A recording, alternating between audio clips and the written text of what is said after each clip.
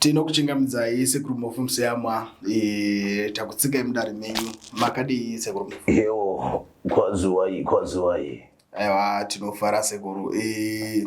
Tingangoda kuziva tine nhau dzatafambira dzatoda kuti tinzwisise takamboona mamwe interviews enyu kumashure uko. So tinoda kuti tinzwisise kuti zvakamira sei iye zvinezvi tiri mumwedzi wa takuda kunonanavira kumwedzi wambudzi. Ende kuchivanhu kwedu zvakamira sei mwedzi wambudzi tinenge tichita ndezvei uye kuti zvinofambiswa sei uye kuti munoramba muchiita matarire mumwedzi wambudzi. Mukati metsika hunhu namagariro nechivanhu chedu mwedzi wambudzi wakatotanga. Mwedzi wambudzi wakatanga ndizvo iye zvino kana ari madekwana wakatarisa mudenga handiti unoona mwedzi wakagara kureva kuti mbudzi atogara. Wanenzezisa saka kugara kwembudzi kutika mwedzi wambudzi usati wasvika. Asi wanzwa here pandabvunza kuti wakatarisa mudenga madekwana unoona mwedzi unenge uchibuda ukagara uri mutete. Mwedzi zvishowatu wagara ndo unoreva kuti mwedzi wambudzi unenge watogara. Unenge watogara mwedzi. Pachivanhu chedu panongobuda mwedzi uwowo kureva kuti umwe mwedzi watodini wagara zvakare. Ndo patiri kutaura kuti mwedzi wambudzi wakatogara. Vamwe vanotanga kuma 17, vamwe kuma 21, vamwe kuma 24, vamwe vanomirira kusvika musi wa 1 mbudzi vovhara matare. Inova nguva yekuti vakuru vanenge vakambotora dendemaro. Kana ndichiti dendemaro ndinoreva kuzorora, midzimu inenge yakazorora. Asi kana ndichiti kuzorora hazvireve kuti vaakutendera kuti hondo kana kuti akaipa achiwana simba mauri, kwete. Akaipa anenge ariko, ivo vanenge vachirwisa vari ikoko vachipanana mazano neutungamiriri pamwe neukuru hwavo kunyika dzimwe ikoko. Saka kana muchiti vadzimu vanenge vakazorora kureva here kuti imimi sevanhu vanoita zvechivanhu kana kuti traditional healers ndo type iyo munenge muchishanda kana kuti munenge mazorora? Nhasi uno kune nzira dzimwe dzinenge dzakuitwa nedzimwe nzira dzinenge dzasiyiwa kuitwa. Kureva kuti hatichagone kusvikirwa kugarwa nevakuru kunze kwekunge paitika chiitiko chinoshamisa kana kuti chiitiko chamungadana muchirungu kuti emergency. Wanenzwisisa? Ndo patingatosheedza mudzimu nekuchimbidza. Hatichagona kuita mapira kureva bira. Choga chasara chatakutedza kuita panguva ino matare emanjuzu. Matare emanjuzu haana basa nazvo nokuti manjuzu madzisahwira anobva kumativi mana vanenge vakashanya. Saka tinogona kutekaidza matare avo nenzendo nenzira dzakasiyana. Kuchivanhu chedu hazvirevi kuti iwe ukarwara kana kuti ukauya nenhaurwa yekusasimba kwenhengo yako hatigone kukubatsira. Unopuhwa mutombo yekudya, unopuhwa mutombo wekugeza mudumbu. Kune zvakawanda zvakafanana nevanoda kubatsirwa zviya zvekudzosa vadiwa wakaenda, izvozvo zvinobatsirwa. Nhaurwa zhinji zvakafanana nevane matare akagumira pakati vanouya vamukugezwa jambwa munyama rushawashawa zvinoitwa. Kune mabasa mazhinji anoda kuuchikwa, kune nzira zhinji dzinobatwa nakunoitwa. Nzira yoga hatigoni kudana kuita matare ekushedza vakuru panguva ino. Kunze kwekunge kwauya murwere ari kurwara zvekuda kuparara, ndo patinogona badzi kuti aiwaka regai tiite sei tidane vakuru. Nokuti nhasi uno mwedzi uno unonzi mwedzi wachisi, tinenge tiri muchisi pachivanhu chedu. Kusvikawo panana 17 kana 15 November zvichienderana kuti wagara nguva imwedzi uzvo, ndo patinenge taakutekaidza kududzira kureva kuti aiwa kwete tadzokera mumwedzi utsvene. Saka mungatitaurirei mimi kuti kana muchiti vemanjuzu vanokwanisa kubatsirika, mungataurire kuti musiyano wemanjuzu nevadzimu vedu zvakasiyana pakuti manjuzu muchiti masahwira but zvakasiyana pakuti manjuzu masahwira vanoshanya nokuti vanouya vachigara pavanoda, havaudzirwe vasiyana nemudzimu unokumbirirwa kana kuti unoombererwa. Manjuzu anouya ega ogara paanoda, kana agara ipapo ndo patinozokumbirira toomberera. Saka ndingati mudzimu nemanjuzu zvakasiyana pakuti Sekuru? Zvakasiyana pakuti nhasi uno madzisahwira anobva mhiri. Manjuzu haana mutupo. Wanenzwisisa? Ndo kusiyana. Asi midzimu ine mutupo. Manjuzu madzisahwira vanobva mhiri. Nhasi uno vakarekare vakuru vedu vaiti vakanovhima mukati memasango vaitekaidza kunopinda mukati nzvimbo dzamadziva nhasi uno ndomavaigezera mhuka dzavavhima vorasirira zvimwe zvinosara imomo zvodyiwawo nevemumvura. Nhasi uno vakanzwa unyota voenda padziva vogeza vonwa. Tadudzira kuti tavanga chini ukama. Iye zvinezvi takupinda munguva yekuti kune zvinhu zvakawanda zvinosanganikwa nazvo. Inguva yekunaya kwemvura. Kune mheni dzinorova vanhu Sekuru. Mheni idzodzo tingati here imheni dziri natural kana kuti dzinongoitikawo kana kuti pane zvezviitika panguva ino yatiri inoyi? Aiwa, kune mheni yakagara iripo yekuti nhasi uno dzimwe nenguva kubudikidza nemiti mihombe sekutaura kwazvinoitwawo inogona kuitika, asi kune mheni kubudikidza neruvengo, vanhu kuvengana vanogadzirirana mheni dzekuparadzana, dzekurwisana, mungava mumunda meumwe, mungava mumusha meumwe. Panogadzirwa mheni dzakasiyana siyana, idzodzo dziriko vachishandisa kubudikidza namazai adzo painenge yarova ipapo voteya. Saka mheni dziriko, ndonguva yadzakutotanga kutogadzirwa iko zvino kubudikidza nenzira dzakadini, nenzira dzakaipa, nekuti taakupinda zvakare munguva yekuti vanorima vachitanga kudini, kurima. Inova nguva zvakare inoitwa ushereketwa, vanhu vachidzoserana shure kutekaidza kuti zviro zvavo zvisadini, zvisafamba. Kana muchiri vanhu vanodzorerana kumashure munenge muchiti unoona munhu ane zimunda zikurusa anotadza kukohwa nekamunda kadika achikohwa. Pane kushereketwa unenge waitwa ipapo, vanhu vanogadzira minda. Isusu kumatare gore negore tine kwatinoti kuyeresa mbesa, kureva kuti mbesa dzako dzaunoda kurima unofanira kuya nadzo, kana kuti unodana sekuru vosvika vonokuyeresera mbesa dzako kuti dare rako nhasi unopa ucharima. Urimwa hwako unenge hwakaireswawo kubudikidza nechivanhu chedu, hwakachengetedzwawo nemidzimu yako, nokuti unoda kuti mhuri nemhuri kana kuti vapwere vose vakwanise kudyawo kubva muurimwa hwako ihwohwo. Saka vamwe vanorimira pasi, koita vamwe vanotorera vamwe zviro zvavo zvavanenge varima kubudikidza neushereketwa. Kana muchiti saka kana muchiti munhu anofanira kuyereserwa mbeswa, kureva here kuti munhu kugadzirirwa mbeswa kwavanenge achiita ndekekuti arime awane zvakawanda here pakukohwa, kana kuti kurimawo zvine udzamu kana kuti kukohwawo zvinooneka. Kune munhu anoshingaira zvamanga muchiona mose achirima, aisa zvose zvinoda kuiswa mudhaka, arima mvura yanaya zvakanaka, asi haana chaanobuditsa, kureva kuti ari kudyirwa neavo vari kushereketa kana kuti vane zvavari kubata nakunoita, ndo vari kudya nakunovhiringidza kuti zviro zvauyu zvisafambe zvakanaka. Tinonzwa nhau dzinogara dzichitaurwa nevanhu, hatizozivi kuti zvakamirawo sei muchivanhu, but kune nhau dzinogara dzichitaurwa zvinzi nevanhu kana tanguva ino yekunonanga December kune njodzi, kune mweya wema-accidents, kune mweya unoda ropa nguva ino yaDecember. Muchivanhu mungatitsanangurira here kuti pane zvinenge zvichiitika kana kuti dzinongoriwo nhau dzinenge dzichitaurwa nevanhu?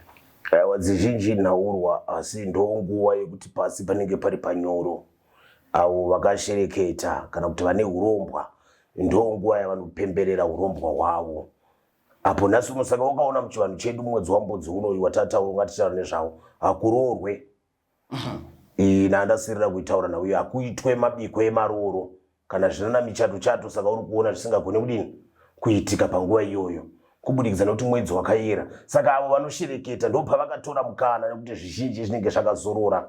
Nhasi uno pasi panenge poenda kunoita panyoro, ndopa vanenge vakushereketa, pavanenge vakubata-bata vachikumbirira nzendo dzavo kuitira vanhu pavachafamba, nokuti mwaka watiri kupinda uyu vazhinji vanofamba vachiuya kubva nyika nenzvimbo dzakasiyana siyana kubudikidza kuya kumazororo.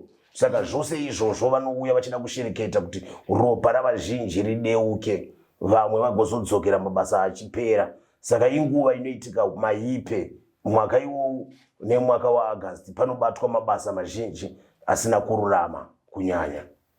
Saka mungataura muri kureva kuti chinokonzeresa mweya yerufu, nekuti we all know kuti nguva yaDecember kana kuti nguva yeholiday vanhu vakawanda vanofa uye njodzi dzakawanda dzinoitika. Saka muri kureva kuti ubatwa here kana kuti kune njodzi dzakagara, vanhu vanenge vakufamba vakawanda? Kune njodzi dziriko dzekuti vanhu vari kufamba vakadhakwa, kana kuti vanhu vari kuita overspeed.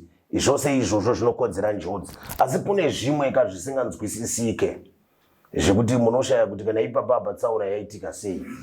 Koita pamwe pokuti pane nzvimbo yekuti gore negore nzvimbo iyoyo inofanira kuitika tsaona, kureva kuti maipe ushereketwa hunenge hwakarevererwa nevane urombwa hwekudeura ropa kubudikidza kuti mabhizimusi kana kuti ruramo yavo igone kutekaira zvakanaka.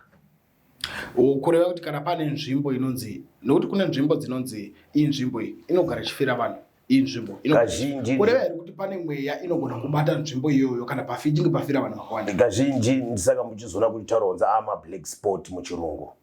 Nzvimbo idzodzo dzinofanira kuti yatinoti cleansing, kucheneswa pachivanhu chedu inofanira kuenda. Dzinocheneswa nani dzimwe dzacho dzine dziri musango Sekuru? Zvazvinoita kune makare kune vaitumwa kubudikidza kuukuru kuti endai munotora vanoita zvakati, voenda kunotorwa vokumbirirwa nzvimbo yochenurwa, poitwa zvirango nechivanhu chinoitwa kuti aiwa hatichada tsaona mukati menzvimbo yakati, pochenurwa nekuti dzimwe rinenguva panenge pakadeuka ropa revazhinji. Saka ropa iro radeuka, vamwe havana kuzochenura kana kunyaradza hama dzavo dzakaparara, saka dzinoramba dzichingodana vamwe dzichidana vamwe kusvika nzvimbo iyoyo yava nzvimbo yakaipa inokuvadza vanhu vakawanda. Ndizvo. Saka zvingaitwe pari zvino kana kuti mune zvamungaitayo imi sevanhu vachivanhu kuti mukwanise kuti iye zvino ndine urombo kuti vazhinji vedu dzimwe nenguva hapachina kunatsobatana uye takamboti vhiringwei nenhaurwa yeutenda hwakambopfuura uyu hwecovid uyu tanga tisingakwanise kusangana. Pane zvirango zvataita paitwa mapira kuti aiwa pane nzvimbo yanyanya kutsakatikira vanhu, taienda ipapo tombonokumbirirawo, tomboitawo zvirango zvedu ipapo, takatekaidza tiri ipapo tichikumbirira nekuti zvirango zvedu zvaitibatsira kuti nhasi uno nzvimbo iyoyo idzimurwe kana kuti ichenurwe pasaoneke pachiitika tsaona zvizhinji. Saka ndeape mashoko amungade kutaura kuvasukuru venyu vangava vari kufamba mumigwagwa, nekuti yezvinezvi inguva dzekuti vanhu vanenge vakunofarawo nemhuri vachifamba kubva munzvimbo dzakasiyana siyana, vamwe vanenge vachibva muno muZimbabwe, vamwe vanenge vachibva kunzvimbo dzakasiyana siyana. Vane here zvavanofanira kuita? Nhasi uno ikurudziro yangu kuti idai rudzi rwedu rwechitema varamba vachikoshesa nekukudza nzira dzachivanhu chedu. Ndanga ndakambotorwa nguva yapfuura nevamwewo nedzimwe nyika kwananga ndakaenda, vanhu vaiteedza. Ndosaka mane nguva yakareba musiri kuwanika. Ndizvo, ndakambotorwa, ndine nyika 2-3 dzandakambotekaira ndichibata nzira dzechivanhu.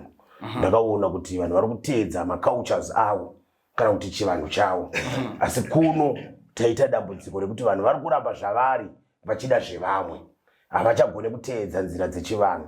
Zvainge zvakakosha, zvainge zvakanaka kuti takagona kuteedza tsika, hunhu, magariro sevanhu vechitema. Zvaizotikoshesa, zvaizotibatsira kuti nhasi kuno zvine zvazvinokonzera here kuti munhu atadze kutevedza tsika dzake. Nhasi unotarira kufumuka kwaitika, ukatarisa vana mumugwagwa vazhinji vechisikana vari kufamba vakashama, zviri kukonzera kuti nhasi uno kwane marape case akawanda. Chitarisa uone kune denda ratambudza ranetsa remunoti madrugs aya chaiwo chaiwo, kutayika kana kuti kushayika kwechivanhu chedu, nokuti vana havasisina dzidziso negwara makarekare. Vana vaigariswa pasi nevakuru, kune matara aigarwa evakuru ekuti vana vakomana vachangobva zera vaienda. Hakuna nzira yaizopa kuti mwana aende kumadrugs, nokuti mwana ainge achirayirwa nekudzidziswa. Saka kushomeka nekushayika kwechivanhu chedu ikoko ndokwakonzera utsotsi, umbavha nehuroyi ihwohwo pamwe nechipfambi, nekuti vanhu havachagone kana kuziva kubudikidza nekuti havana dzidziso. Ana sorojena havachakwanisi kupa zivo kuvapwere, nekuti pwere dzacho dzava kuzviti dzinoziya kutodarika ana sorojena.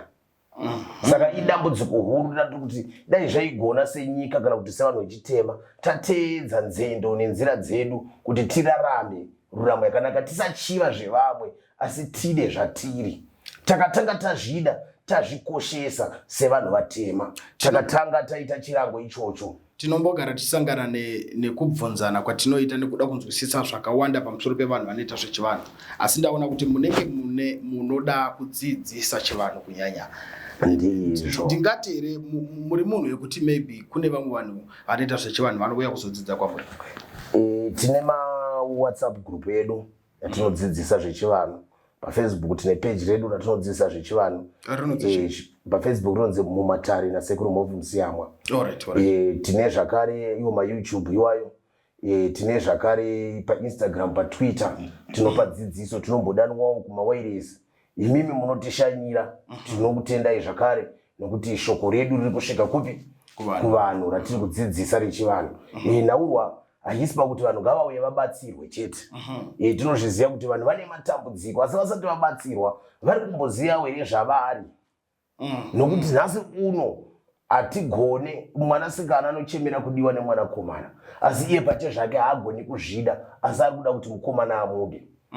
Kusagona kuzvida ndekupi? Kufamba akashama, kutoreva kuti haazvide, haana chiremerera pamutumbi wake kana kuti panyama yake, haikoshesi. Saka mangani achizoda kuti uyu mwanakomana angozogona kumunda iye asingazvikoshesi. Ndinogaroudza vanhu kuti munhukadzi kuchinamata vanoti itemberi kumunhu wese, asi tikuti munhukadzi anofanira kuva ari munhu akashongeka. Kana ndichiti kushongeka ndinoreva kuti imba ino ukaona pakavharwa namajirahoro, munhu wese anoda kuona kuti mukati imomo munei. Saka nhasi uno kana achifamba akabuditsa miri wake panze, kureva kuti hausisina basa nekuti munhu wese akuziva kuti munei. Asi anofanira kufamba akazvivhara. Ndotsika yangu yandikuchemera kuti kuvanhu vatema dai tateedza nzendo. Zvisinei tinoda kukurudzira kuti vanhu ngavatibate vagobatsirika zvizhinji. Kune matambudziko mazhinji atinobatsira kubudikidza nechivanhu. Nhasi uno kune nhau dzembereko, nhau dzemabasa, jambwa munyama, rushawashawa, tinogeza zvose. Pane nhaurwa yanetsa madzimai ari kuparadza dzimba dzavo vega. Makare kare tainzwa kunzi varume vari kuita gombo panze, asi iye zvino zvawandira kumadzimai. Ndiri kutaura ndichizvida ndichizvikudza kuti murume wese ane mudzimai wake waasiri kunzwisisa, waasiri kuona mafambiro ake akanaka, ngaandibate. Ndine tsoro yandiinayo yekuti kusvika December uyu nyika yeZimbabwe muchange muchiwana nhau dzekutaura pamasaisai. Mukadzi wese ari kuchita murume wake ngavauye vatorere nyoka nerukawo. Ndine nzira dzakawanda dzandiri kugadzira. Ungava uri mhiri, ungava uri kuno, sununguka kundibata, unobatsirika mukati mematambudziko akasiyana siyana. Aiwa, mashoko enyu ekupedzisira Sekuru mhofu tisati tabuda mudare kwenyerere. Aiwa, ngatiteedze tsika uno namagariro tigobatana. Toenda tonoita zvirango zvedu, vanoita chivanhu ngatikumbirire mvura yedu. Vanonamata ngatinamatire mvura yedu iuye ive namaguta, isaparadza. Yabva kunaya takaona yaparadza zvakawanda wanda. Saka tinongokumbirira kuti isaparadze igouya namaguta, vanhu vadye vachiguta. Tinoda kutenda Sekuru mhofu. Ndatenda.